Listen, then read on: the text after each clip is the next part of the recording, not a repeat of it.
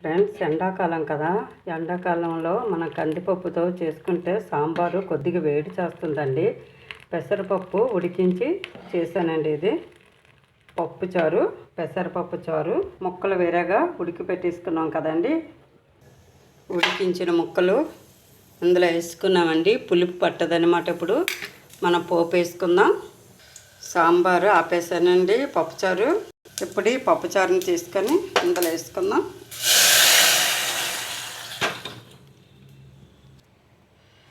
ఈ పెసరపప్పుని కూడా మనం ఇలా తెమ్మరించేసుకుందామండి.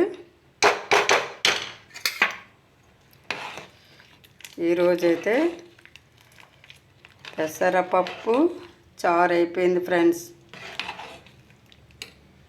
చిన్న ఇంగో కూర జల్లుకుందాం. చిన్న బెల్లం వేసుకొని ఆఫ్ చేసుకుందాం ఫ్రెండ్స్. బాయ్.